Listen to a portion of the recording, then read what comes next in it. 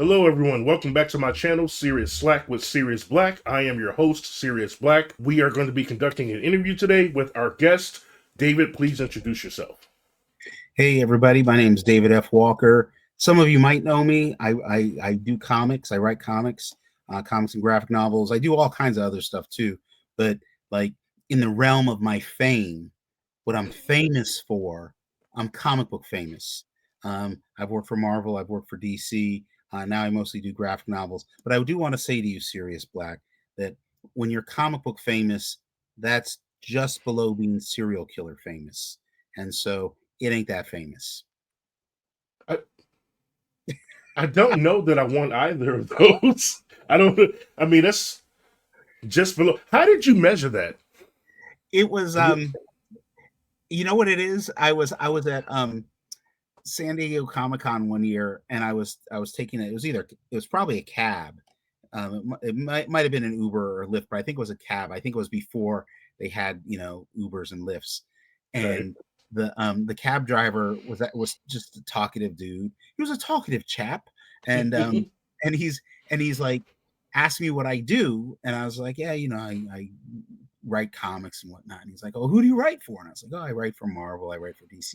He's like, are you famous? And I was like, well, have you ever heard of me? And he was like, no. And I was like, then I guess I'm not that famous, right? And I was like, but do you know who Ted Bundy is? you know, who is? And that's the thing. Like it's interesting because in the world of comics, first off, it ain't that hard to be famous in the world of comics, right? Right. And so and you can build a name for yourself, and that's great, and it's an honor to be there.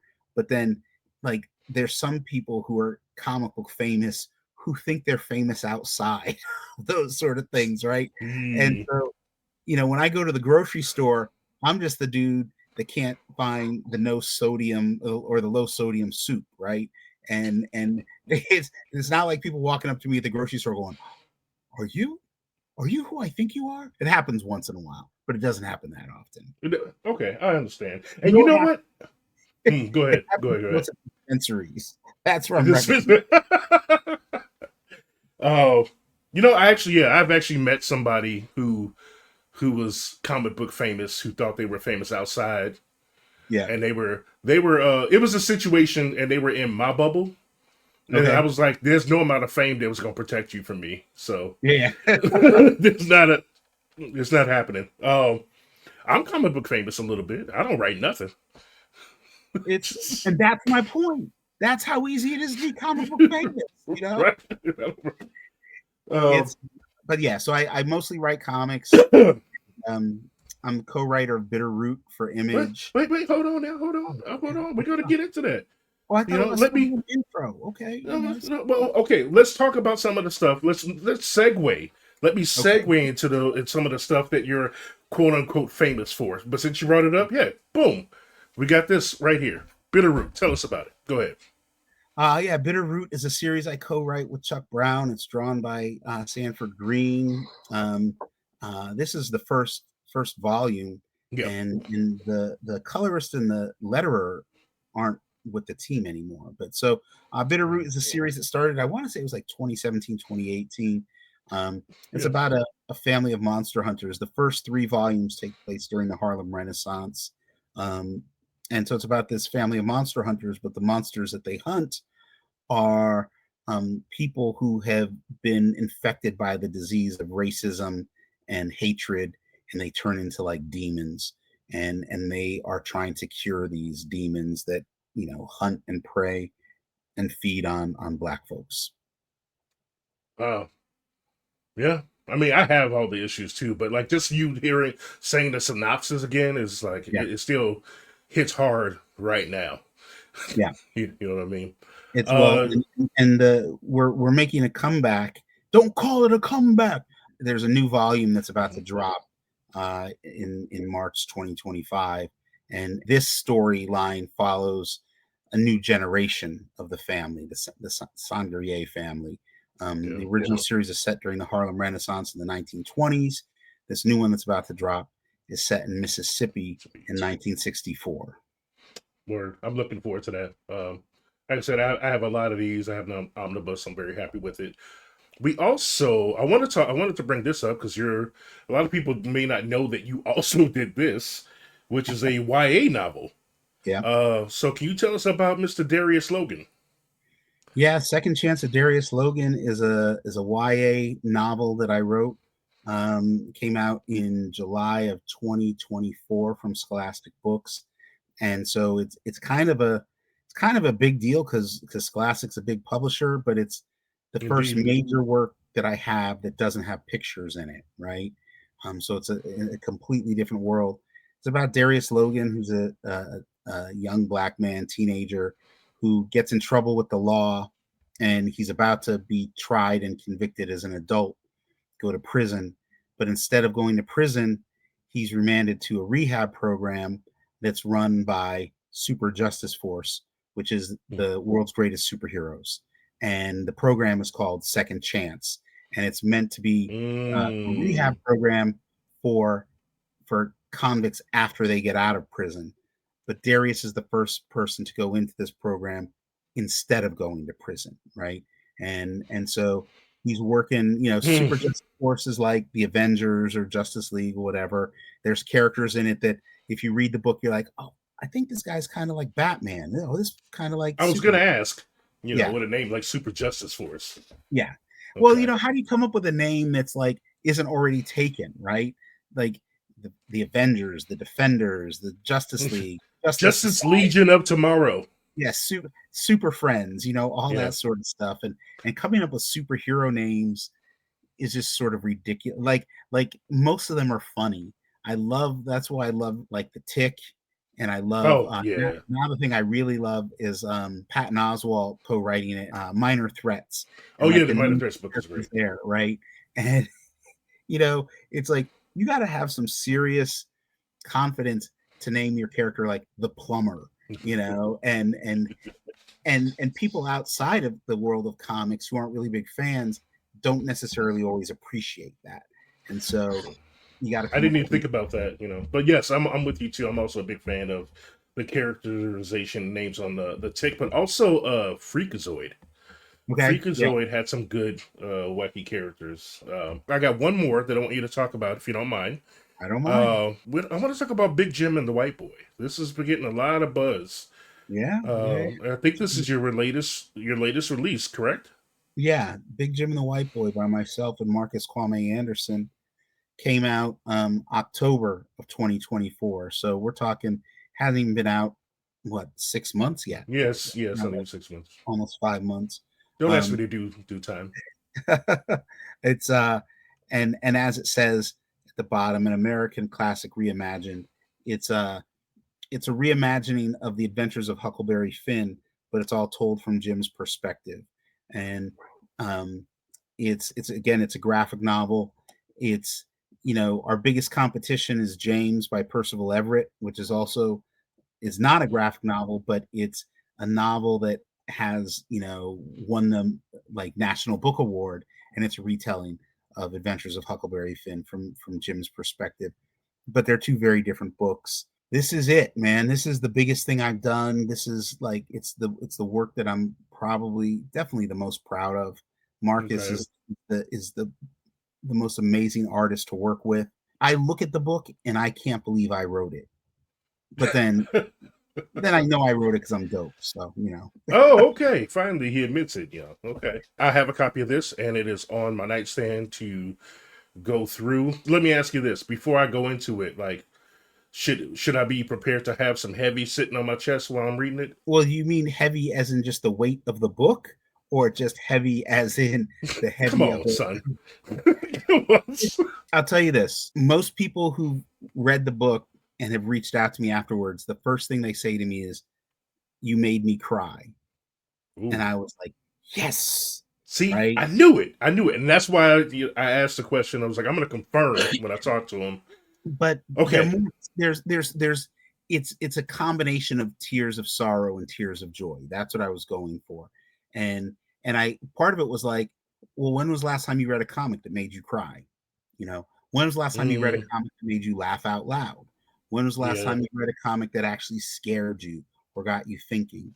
And so one of the things Marcus and I had talked about was, um, these are the things we want to be able to do with this book.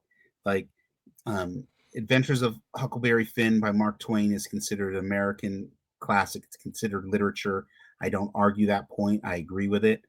I was like, but if we're going to retell it or do a reimagining of it as a graphic novel, why shouldn't we aspire to have our work be literature as well? And you don't hear that many comic creators saying, I want to create literature, right? Most comic creators that I know are talking about, yeah, I want to create my own multiverse and have crossovers with other characters from, and I'm like, no, that's not my thing, right? No, I can write superhero stuff. I've written superhero stuff, but that traditional comic stuff, I feel like I'm just old enough to remember, like, when the term graphic novel was brand new, right? You know, mm. it's it's there's it's also like, I remember when hip hop was new. I remember when they said hip hop was a fad, right? Oh So, yeah, and I think about that. I think about, now you say graphic novel to people, and the vast majority of people know what you're talking about. But they say do now. Yes. 20 years ago, 30 years ago, most people didn't know what that was. There was a time when comics were everywhere in this country. Um, and like, there was comics for all ages, and it wasn't quite like it is in Japan with manga, but it was No. close. It hasn't been like that since really the 50s. No, I agree. But I would like to add though too, because again, unlike Japan, even though they were everywhere, Yeah. in Japan they were definitely taken more seriously. Yeah, It they were. wasn't it wasn't just looked at as children's entertainment or anything of that nature. It was like, this is just books we have, and this is the other type of books. Period. It's And that was the thing. So we never quite got to the part where it was books. But before, Frederick Wortham, who wrote Seduction of the Innocent, and claimed that comics were destroying the youth of America, and then the comics industry began to self-censor with the Comics Code Authority. You had publishers like EC that were putting out stuff that was specifically for Or older readers, right? right. Um, and this is, we're talking from the 1940s, post World War II, up until the like mid 50s, and then afterwards, once the Comics Code Authority and Frederick Wortham and Congress and everybody got involved, then comics did kind of become just for kids, and it's never Mm. fully grown up. There's creators who've done things that are like, okay, we're trying to make this more adult. This really started happening, you know, late 60s and into the 70s with underground comics. But Yep. then in the 80s, you began to see, like, obviously books like Watchmen and Dark Knight Returns, things like this. These were things from major publishers that were like, it's like, oh, comics, they're not for kids anymore. And it's like, they've never been they're not just for For kids. kids, right? That's all the stuff that, like, well, that's not everything. And you did mention that you've done a lot for DC and Marvel, and I've read most of those too. And one that I wanted to bring up was your run for Marvel's Nighthawk. Um, That's what everyone wants to talk about. okay, well, I mean, there's a reason for that, because, like, it was, we got what, 6 issues Yeah. out of it, and anybody I know that read that series is mad that it's only 6 issues, because, like, you really brought in, like, Nighthawk was interesting, but I don't want to spoil it for anybody, but there's another character in that book that is everybody's favorite. Yes. Now you can Eh, spoil it. I mean, the book is coming up on what, 10 years old, something like that. Yeah, but I'm hoping that, like, I'll talk about it and they'll go buy it and they'll find out for themselves. It's out of print. You can't even. I think you can get it on like digital, but you can't get physical copies. Oh, well, I got some, but You anyway, got. I got some too. What I do is I go onto Amazon and I look for the ones that are being sold used really cheap, and then I buy them, and then I turn around and sell them at conventions. So that explains how you yeah, had that. Okay. yeah. No, but I don't. I know. You I can still want spoil it. people to get a chance to. No, I mean, she was dope, man, and I wanted more of her immediately. Yes, he Okay. was. Yeah, uh, Tilda To the Tilda Johnson, aka Deadly Nightshade.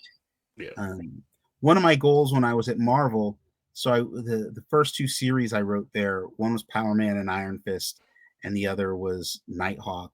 And there's not a lot of black villains in comic book, in comic books, both Marvel and DC. Marvel has more black villains, but they're just ridiculous. They're like they're racist. They're so they're like they're so offensive that they're charming, right? You know what I'm yeah. saying? Like I'm one of the people that finds some of that racist stuff charming, right? So, Yeah. um, but one of the things I wanted to do was I wanted to try to take as many of those characters that I could get my hands on and make them a little bit more legitimate. And and Tilda was the number one because she is one of the most ridiculous supervillains in the history of comics, right? And Okay. and I don't even remember how I was able to convince them to let me use her. They were the editorial because Nighthawk is basically a version of Batman, Batman. Yeah. and in the Batman universe, there was the character Oracle, which was Barbara Gordon, who sort of was had eyes everywhere, and never played as big a part in Batman as in other series like Birds of Prey and things like that. But Right. they wanted a character like that, and I was like, "Yep, it's got to be Tilda. It's got to be, it's got to be Nightshade." And they were like, "What?" And I was like, I think looking back, I think it almost feels like they just didn't know what to do with me, so they threw some stuff at me, and they were like, "We'll just wait for him to fail," right? And Hmm. and so the thing was like while the book itself failed in terms of sales, I didn't fail, right? And I No. managed to get this thing that the sales were so terrible. Nighthawk was 6 issues long, but it was canceled the week the first issue came out. First issue came out on a Wednesday. The book was canceled on Mm. that Monday. And originally when I was, contract to do it, I was supposed to do 12 issues. So I had two 6 issue stories, lined up, volume one, volume two. And so issue six was going to end on something of a cliffhanger that would then lead into issue 7 through 12. And when we found out that the book was canceled, like canceled, um, I had just finished writing issue four, I believe, or I was working on issue five. And so I realized, oh, I have the opportunity here to rewrite issue five and write a whole different issue six, and that will then give me a complete story, right? Okay. So it was a lot of it was just it was the right timing. Like if it had been canceled after issue two came out, I probably wouldn't have been able to make some of the changes that I did. And Oh and no, you and would have been screwed. yeah, and nobody was paying attention. Nobody cared. Nobody was like that whole initiative that Marvel was doing, which was bringing the Squadron Supreme into the main Marvel 616 universe. The whole Hmm. thing failed, right? It Yeah. was there was a Hyperion book. There was supposed to be a new Squadron Supreme book, and all of it just Oh, failed. I And remember.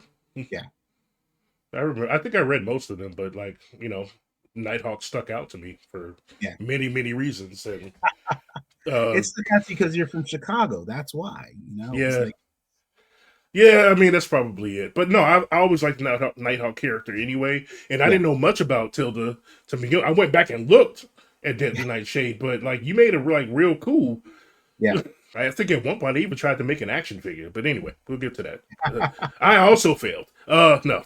Let me move on to this next thing. One of the things I want to make sure that I ask people, like, yeah, we talked about, you know, uh, the stuff that you're known for. What do you got? What you have coming up? I'm gonna share this image that you gave me, and I want you to talk about what project this is related to. You ready? Okay, yeah. Bam. All right, so this is a page from a graphic novella that I have written called "The Death of Bobby Hart," and I believe this is pages double page spread 12 and 13. I believe is what we're looking at. And so, "The Death of Bobby Hart" is about a writer named Bobby Hart in the 1970s. He's like a pulp fiction writer, and inspired by there's two writers who inspired him, mostly Donald Goines, but then also Iceberg Slim, who were real Mm, writers in the 60s and 70s. And Donald Goines was famously murdered, and his murder was never solved. And I'd been wanting to do a story about him and his life, and mm, at some point it turned into something else, and it turned into this. It turned into The Death of Bobby Hart. So it's a book. It's a graphic novel. It's only 80 pages long, so it's a little bit shorter than your standard graphic novel. But it's about a writer who's an ex drug addict, an ex con, who's really turning his life and his career around, and then he's murdered. And it's like, why was he murdered? Who murdered him? And you're trying to unpack it. And it's okay. just something that I've been wanting to do for a really long time, and finally, I did it. I did it as a short story in an anthology several years back, and that sort of lit a fire under my ass. I was like, I really like that short story. I was able to tell a really good story in 6 pages. I bet you I can tell a better story in, somewhere between 60 and 80 pages. And that's what I set out to do. And so just push, push, push, push, push. And yeah, so and there's a lot of pages like this, a lot of double page spreads in The Death of Bobby Hart. I'm really playing with um, the idea of how we allow time and space to unfold in comics in the double page spread as opposed to individual pages. Okay. Well, I mean, you have individual pages as well, it's like Yes. this one Yeah. here. One of the things that I wasn't sure about was, sorry, who was the artist on this? Okay, so this is Dietrich Smith, and Okay. Dietrich and I worked together on the second Shaft series that I wrote over at Dynamite Oh Imitation. yeah. Okay. Got one of those issues on my wall over there. There you go. Uh, but I noticed that is this just a pre-coloring page? It looks different though. I'm self-publishing The Death of Bobby Hart. So the color pages you saw, they're colored by Chris Sotomayor, and and so the book itself is going to be a full color book. But I was really into just the line work that Dietrich had done, um, and so I was like, I might do a black and white version. And as I was playing around with the pages to see how they looked in black and white, I realized that I had grown up Hmm. reading black and white comics like Savage Sword of Conan, Deadly Hands of Kung Fu. Marvel did a bunch of black and white comics in the 70s. Planet of the Apes, there was a black and white Planet of the Apes comic, and I love that stuff. And it was printed on newsprint, really cheap newsprint. All comics were, but this was black and white. And so when you were looking at a black and white comic, you weren't really looking at a black and white comic. You were looking black and white and kind of brown, right? Okay, that's why I was gonna say it looks tainted. Yeah. So what That's it not the is, right word, but yeah. you can't see it right now on the screen the way it is. But if you were to look at it closer, and if it was a high res image, this is a low res image, it actually looks like it's printed on newsprint. It wouldn't feel like it's printed on newsprint. But what I did was, I was like, at one point, I was actually considering doing a version on newsprint, which was just plain stupid. Mm. It's actually more expensive to do it that way. And so what I did was I started playing around with like just filters. And I don't know that much about this stuff, but I was like, it can't be that hard to do. Um, and and so I think there's going to be a Kickstarter for The Death of Bobby Hart, and I think I'm going to do a Okay. limited edition black and white version that looks like it's printed on old newsprint, and it's exclusively through the Kickstarter campaign. I'm not going to do a lot of them because I don't think that many people are going to want them, but this is the Mm. sort of thing that I would want, right? Like I love black and white books. I love black and white comics. Um, and so, just going to give it a shot. I would love to find out how many people would be into that. If you watch this interview and you think that sounds interesting, make a comment below and let us know. I probably will get one, but that's me. I do like that kind of thing. Like I was telling you not too long ago, I really loved what was it, Chris Ware's building stories, and he had Yes. newspaper print in there. So yeah, I'm into that kind of thing. But you're right, maybe not everybody is, but if that's your thing, let us know. Um, cool. Well, when did you say that was launching the Kickstarter? The Kickstarter is going to be, in all likelihood, it's going to be the week of March. It's going to be right around St. Patrick's Day. Like I think I'm going to do it March 18th. That's what I'm Oh, projecting. okay. Well, 2 we're weeks. actually recording this at the beginning of March now, so that's soon. Yeah, Okay. yeah, All right. really. Oh, And it's this is something I've been working on for a long time, and we finally are to the point where it's close to being done, and I just want to get it out there. Um, and I want to do. I would like to explore doing more stuff like this. I love writing graphic novels for publishers like 10 Speed Graphic, which is who I did Big Jim and the White Boy for. But that's a 280-page book that took nearly 3.5 years to produce. And I'd like to start doing shorter projects that I can do on my own. And I'm not, I think that crowdfunding and self-publishing has allowed um, has allowed creators more freedom than they've ever had before. And oh, absolutely. it's great when you get an opportunity to write for Marvel or DC or any of these publishers, and I've worked for a lot of them, and I've had both good experiences and I've had bad experiences. But at the end of the day, you're playing with somebody else's toys, right? And Mm. it's the difference between being in a cover band or being in a band that writes and records their own and performs their own music. And Yeah. some people are happy being in cover bands. That's fine. You know what I'm saying? I'm not going to diss that. Just like some people are happy only writing characters, legacy characters, right? Mm. And but the legacy characters are never as fun as creating your own. There's for me anyway, they're not. No, I can. I mean, I can feel that sentiment. When I was still consulting for comic creators, that was the main thing I would try to push them toward. But unfortunately, the timing was like terrible because that was also when the pandemic started happening. When I told people to self-publish, Yeah. and that was so difficult. It's Anyway, it's difficult. It's been difficult no matter what. You know what I'm saying? How do you yeah. reach an audience? And how do like Bitterroot is a very successful comic. It's published through Image. Um, and Big Jim and the White Boy is an incredibly successful graphic novel. And most of the people who read Bitterroot don't know that Big Jim and the White Boy exists. And and a lot of people are picking up Big Jim and the White Boy don't I realize don't know Bitterroot, about bitter. and nobody knows about the second chance of Darius Logan, right? And so it's like, how do you how do you let people know you've done these other things? And what I try to tell people all the time is like, yeah, you maybe you want to write Spider-Man, and that's great. But the people who buy Spider-Man don't buy it for who's writing it. They buy it because it's Spider-Man. And we all Mm, have our favorite well said. creators who, like, if a certain, like, true story, I just found out Matt Fraction was writing Batman. I have not bought a Batman comic in years. I'm gonna buy Matt Fraction's Batman, right? Hell yeah, I'm buying Mad Fractions Batman. But, like, I'm not buying Batman. I'm buying Matt I'm Fraction. buying my yeah. And so I'm that guy, right? I Me will buy too.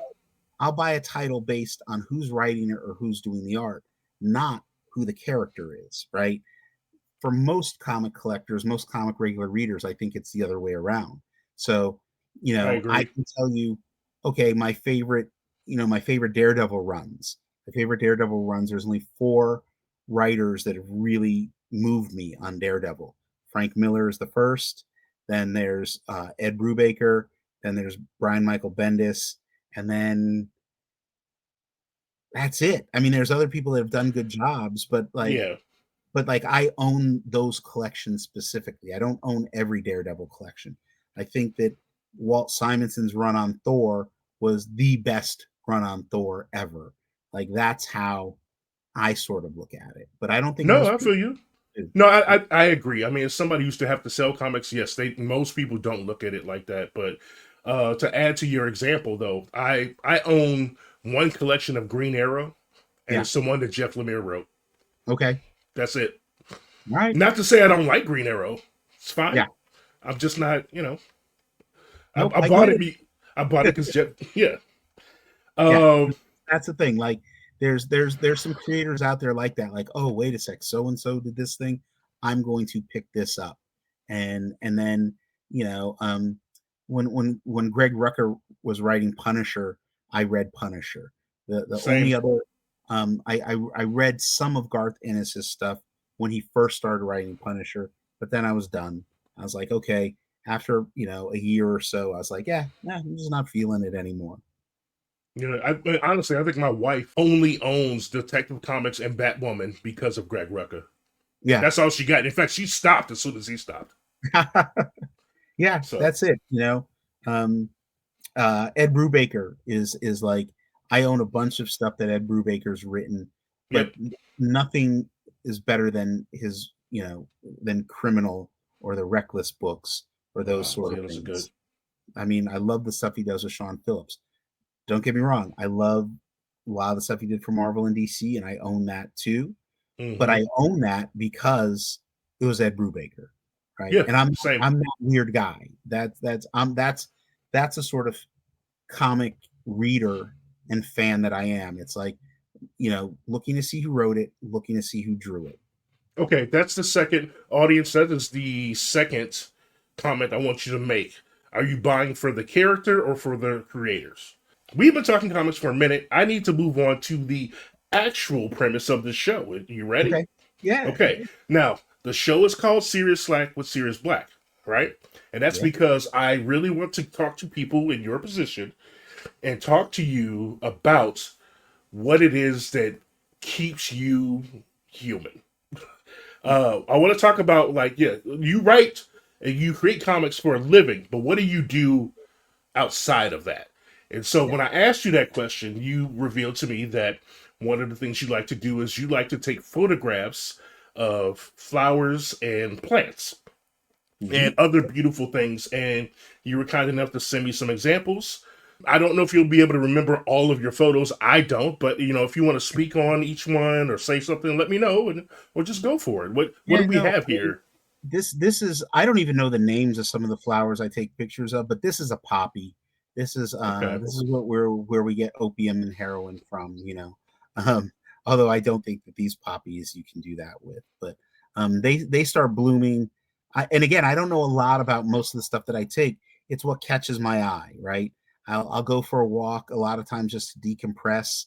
Um, and I sort of discovered at one point, like, I fell in love with flowers, right? I really did.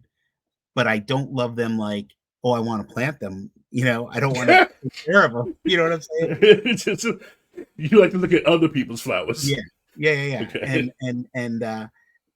And I've been doing this now for so long. I started taking flower pictures in 2012. So this is coming up on my 13th anniversary of doing this, right? Um, Hmm.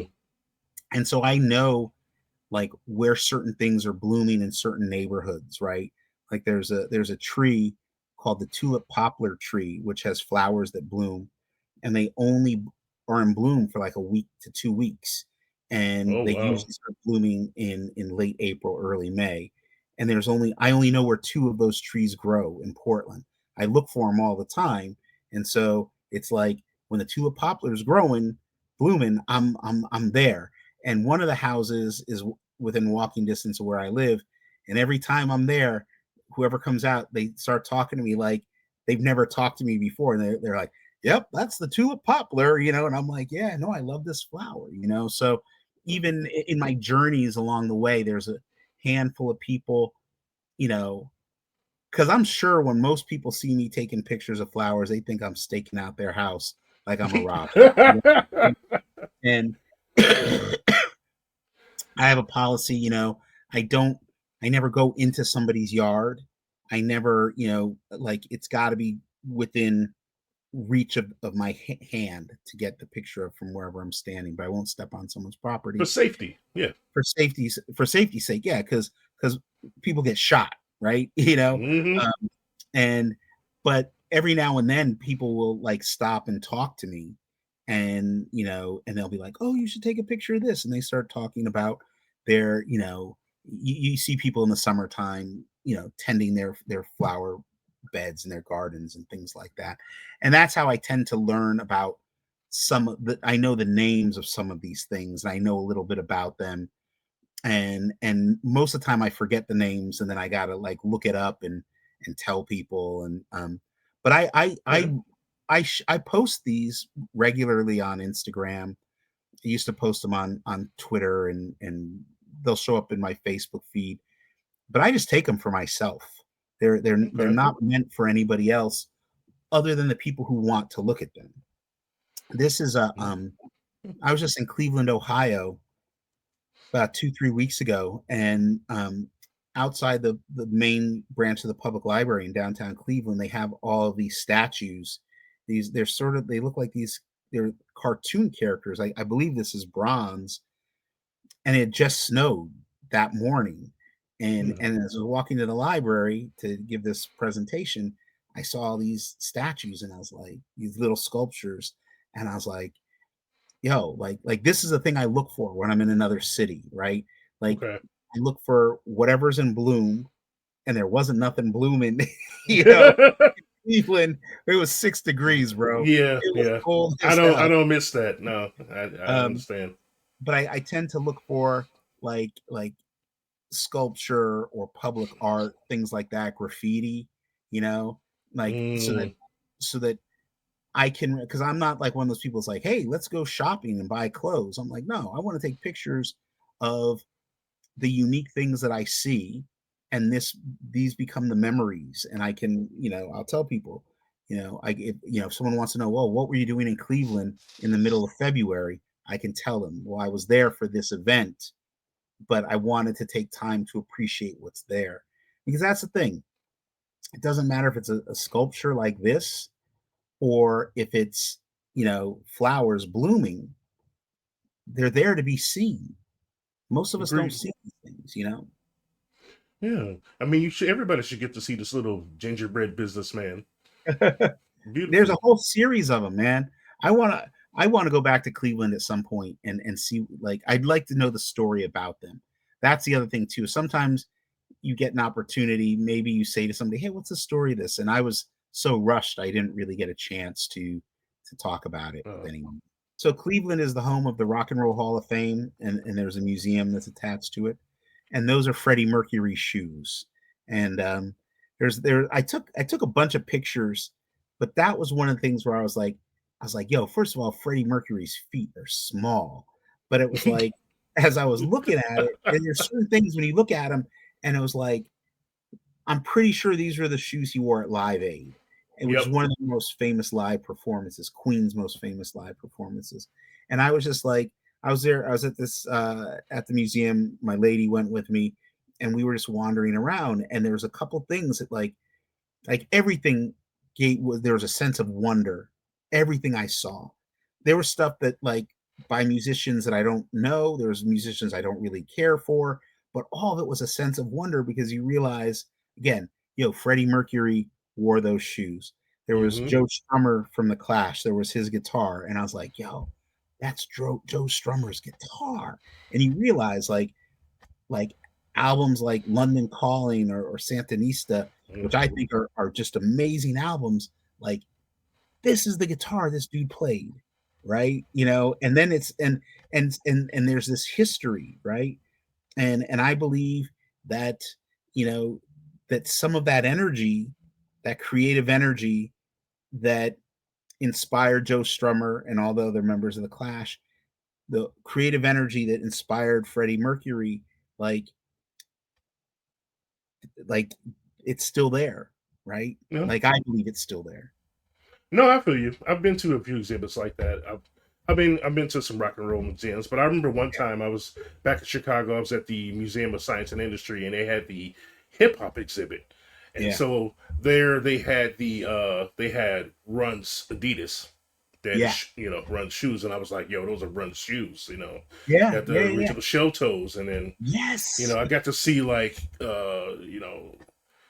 the first set of techniques, turntables, and like, it was a lot of cool stuff. They talked a lot about the technology that went into hip hop, Yep. like and how it developed and grew, and I was really interested to see too. This was at somebody's house, I think. Like I was invited to a dinner party and I just kind of wandered off and didn't want to talk to anybody. I But knew it. I knew you were gonna say that. I saw a flower and I was like, all right, I'm gonna take a picture of it. Look, let You me know, ask you this though: like, yeah. when you went to do this, did you excuse yourself, or did you just kind of wander away? I just wandered away. I wandered away. It was I like feel it. a big enough party that nobody noticed that I wasn't there, you know. Okay. And it was and this was one of those ones where it was just like, you know, this isn't a be all end all picture. I don't think this is amongst the best flower pictures I've ever taken. But it was just a moment, and it was a moment in time, and Yeah. you Well, know, the color presentation is nice. yeah, that's what caught my eye. And so, when I before I posted it, I played with some of the contrast and saturation, and that's just sometimes that's just fun to do. It is. I do that with toy picks sometimes. Who's this? Who's this little This was bit the here? same dinner party. This was the Are you same dinner. serious? Yeah. And um so at one point I saw the flowers, that's what made me wander off. And then I saw this fish, this lone fish in this bowl, and I just sat there and watched the fish like for probably 30-45 minutes and nobody even noticed that I wasn't there talking to anybody. I didn't really know anybody at this party. Um and it Oh, was just okay. it wasn't it was my lady's, it was friends of my lady, and so I don't I don't know them that well. They're all nice people, but it was like, oh shit, I can't remember everybody's name. I'm just gonna look at the fish, you I'm know. gonna go. I'm gonna look at the fish and eat all the cheese. Yeah, Uh, yeah, yeah. uh, where's this at? This is basically my backyard. This is Are you sunset in my serious? backyard. Yeah. Wow. I mean, I know we get some beautiful colors in the sky here, but this is really nice. Yeah, no, this is probably like 2-3 weeks ago, and I just was like, I happened to look out the window and I was like, wow, that's looking really beautiful. So I went outside, I took a picture, and I knew that if I played with what I wanted to do is I wanted to play with the contrast, saturation, stuff like that, so that the trees would appear to be almost black, Yeah, and then really bring out the light of the setting sun. I really like it. Yeah. What is this little This is beautiful? I want to say this is called a hellebore. I think that, or something like that. Um, these are the only thing I know about these flowers is they bloom really, they stay in bloom for a very long time, but they're more like winter like. So this picture was taken outside in January, and this was blooming. And again, Wow. I can't remember the name of it, but um, like they're all over Portland State University, and I've taught at Portland State on and off for nearly 10 years, and so that was where I sort of got into the habit of looking for these, like these flowers, especially when the weather's kind of crappy, a lot of rain, not a lot of Hmm. sunshine in the Portland area. Like if you know where to find these, you can count on them to bring some color to you.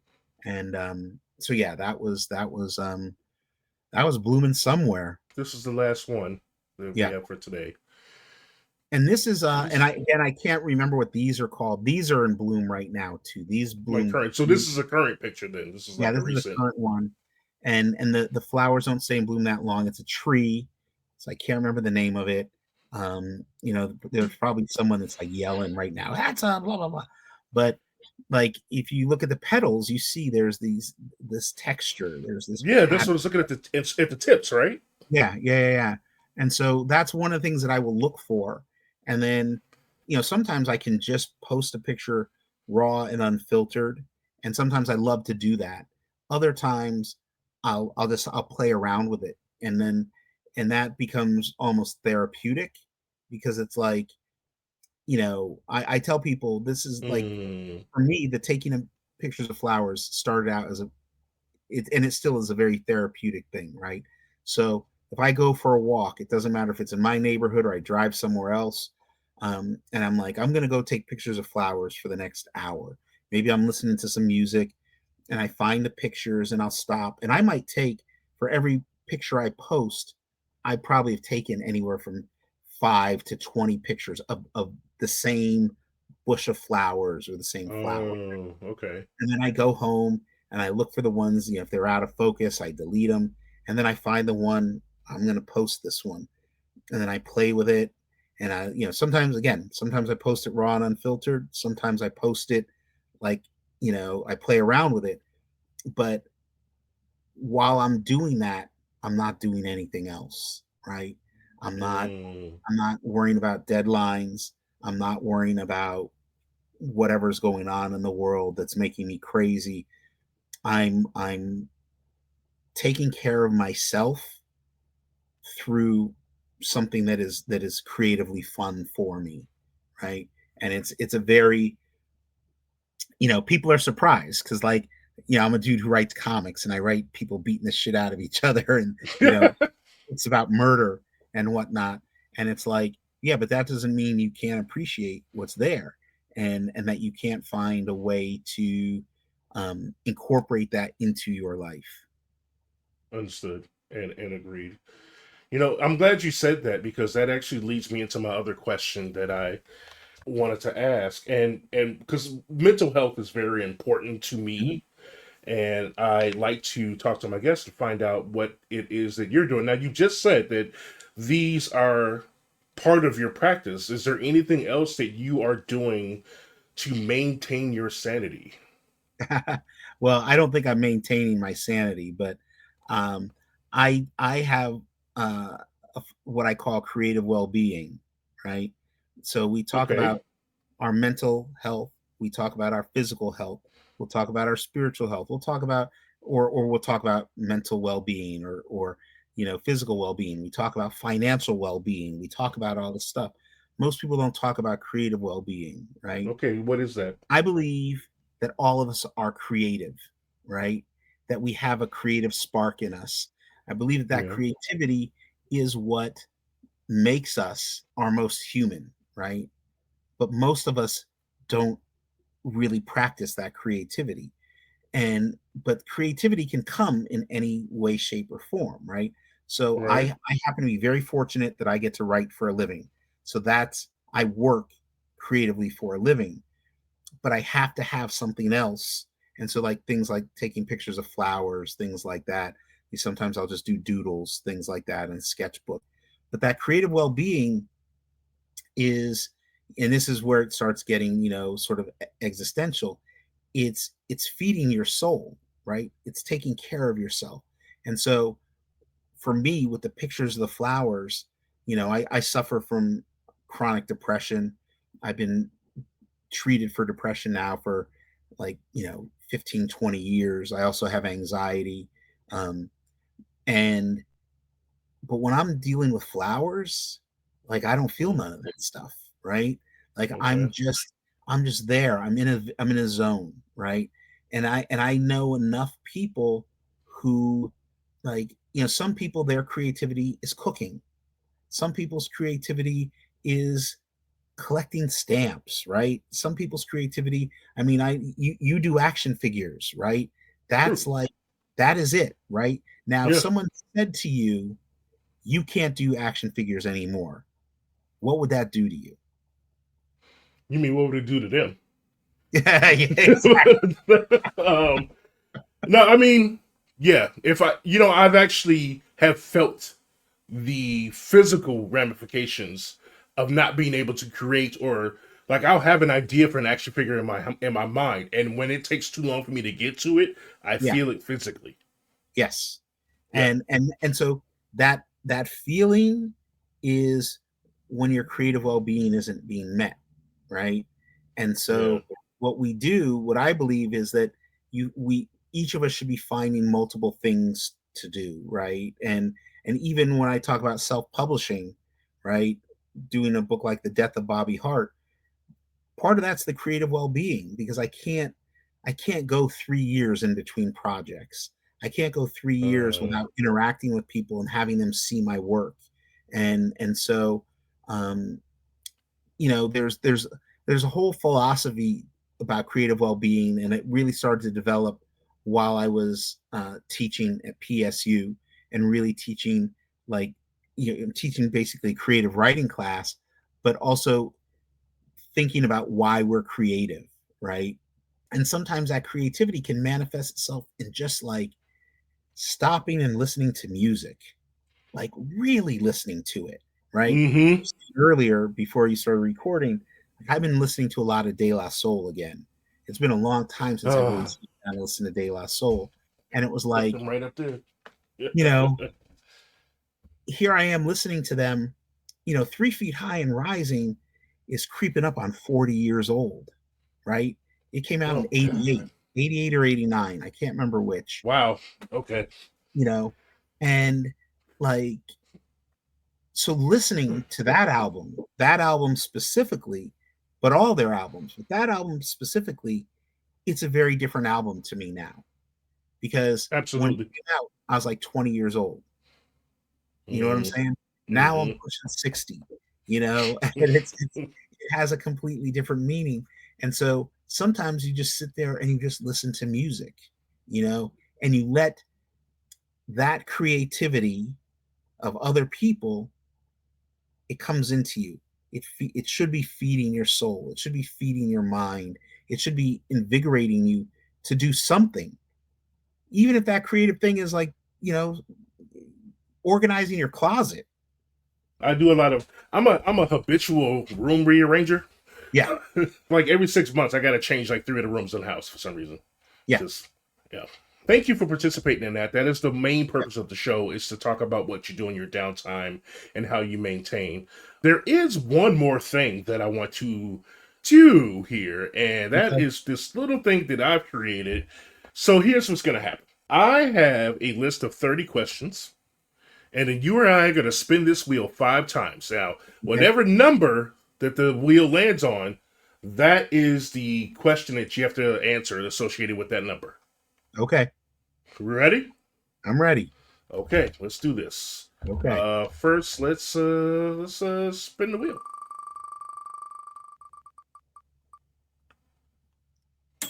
Question number 26. Okay, question number 26 is what can get you to fall asleep? what can get me to fall asleep? Yeah. Um, uh, can I say weed? Can I say I mean, yeah, this is yeah. I mean, if that's what it ZQL? is, ZQL. ZQL can get me to fall asleep. Wait, like Um, ZQL and weed, or just yeah, both are a great combo. Um, okay? uh, no, one of the things that get me to fall asleep is I'll watch like documentaries about either music or film. Like Hmm. sometimes like on a Blu-ray, they'll be like the making of Lord of the Rings or whatever, and I watch that sort of stuff, and that just sort of soothes my mind. And sometimes I'll just read, but I try to. A lot of times, what I do is I listen to music. I've got a couple different playlists that are meant to, and some it's just straight instrumental stuff because Okay. I don't want to hear lyrics. I don't want to hear about your heartbreak. I don't want to hear about, whatever. And so music plays a crucial part. It's almost impossible for me to fall asleep without music. Okay. I usually just listen to cats yelling at birds. All No, just kidding. All right. Let's see what we've got next. right. Ooh, question number 4. Well, you've already given this away like 80 times. Tell us about one item in your home that reveals your age.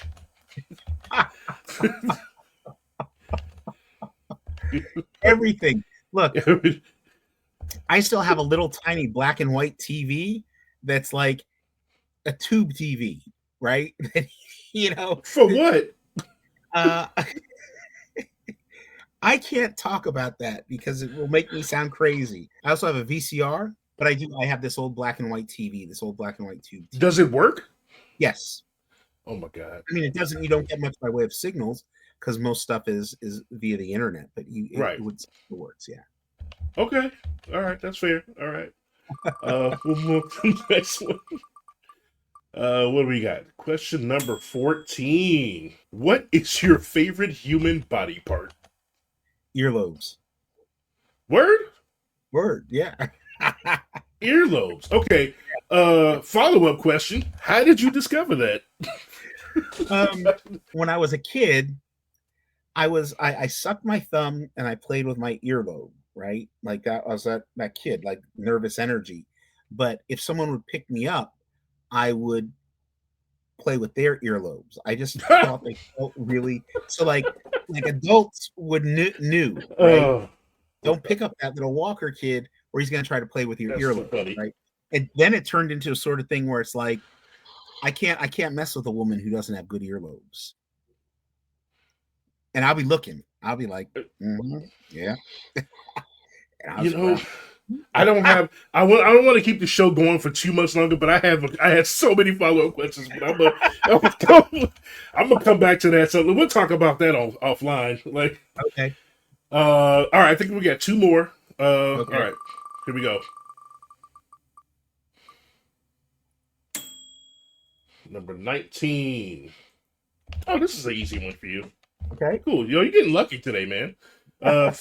Favorite snack? Because I got some doozies on this list, but you've been lucky. Unsalted saltine crackers. What'd you just say to me? It sounded like you said, "Let me get a cheeseburger, hold the cheese."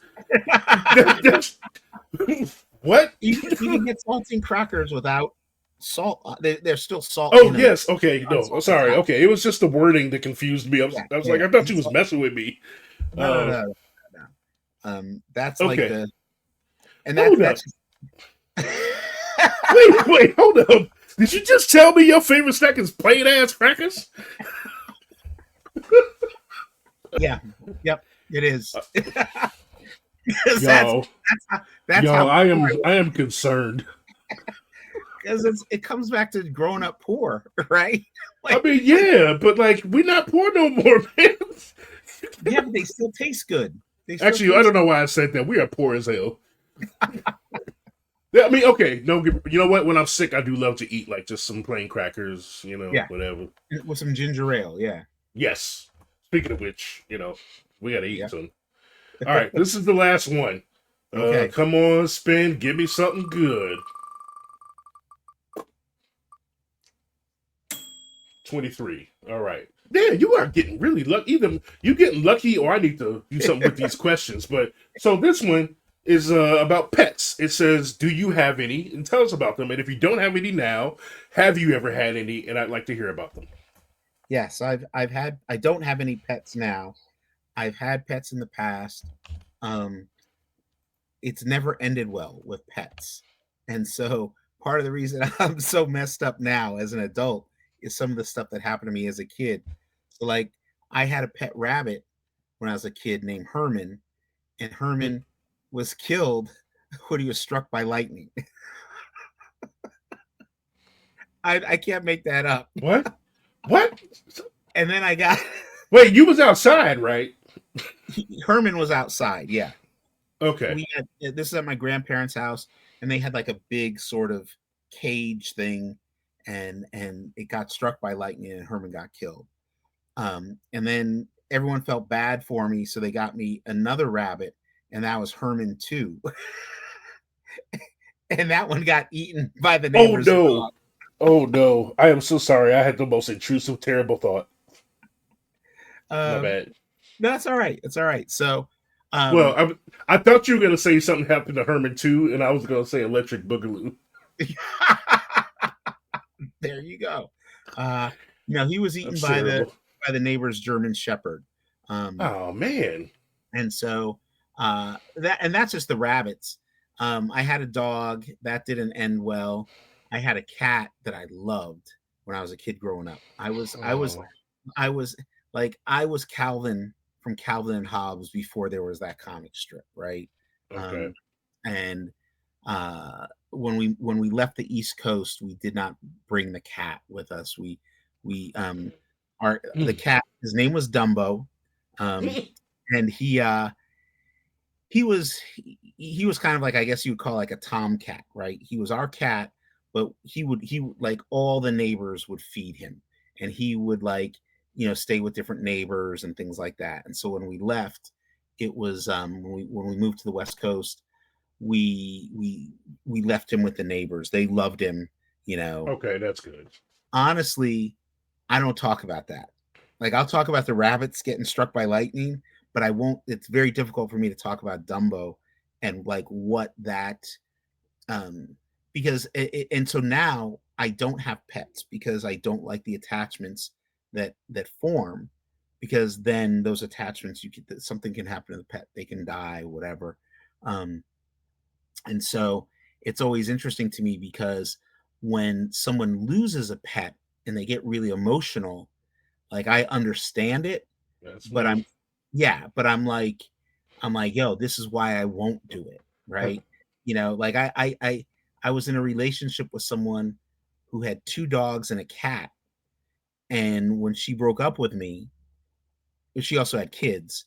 Like it was the kids and it was the cat and it was the dogs that I missed. Like I had the dog, one of Oh the dogs she man. adopted, I was there the day she got the dog. It was a rescue dog, right? And I was literally the first person that that dog interacted with. And Oh, and that's so rough. that dog and I formed this bond. And then, and then she dumps my ass, and I haven't seen that dog in 6 years, 7 years. And the other dog died, you know. Oh man. So to me it's really, um every time I think about getting a pet, I think to myself like, I can't do this to myself again, right? And so yeah, it's maybe this, I'll probably talk to my therapist about this. So You know, honestly, I said the same thing with when my Marty died, when my yeah, cat died a couple years ago, and I didn't want like I already had two other cats, of course, but yeah, I didn't want another cat, and recently I got a new cat.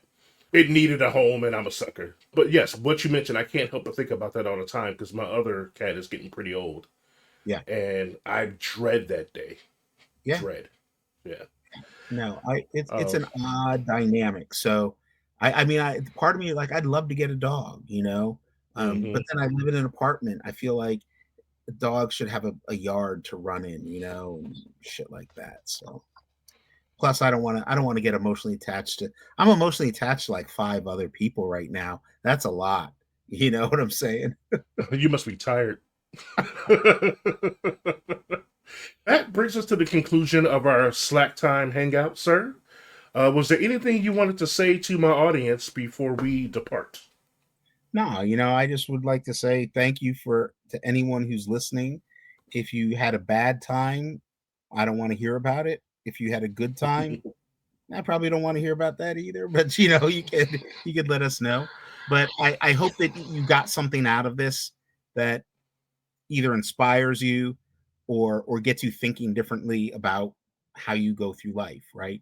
That's the Yeah, point, I think, of doing podcasts like this, having conversations, sharing things, sharing ideas, sharing interests, sharing passions, and what we find in that can sometimes transform us, right? So I absolutely. hope, I hope that people had a good time. I had a good time. Just, I mean, I always have a good time chopping it up with you. This is just the first time we've ever recorded. This isn't hmm that different than a conversation we'll have on the phone, and Truth. and he'll be like, "Did you just say unsalted saltine crackers?" And I'll be like, "Yeah, bro, that's what's for dinner tonight." So you know, Oh, brother. is what it is what it is. So, but thank you for having Ah, me on, and I would gladly come back. okay. Excellent. And before I sign off, I just want to say thank you to my audience for coming to check out my Slack time with David F. Walker. Join me again. Keep following along. I'll be doing interviews with other people and finding out what their Slack habits are and seeing how they live their lives. So until next time, have a great evening and enjoy.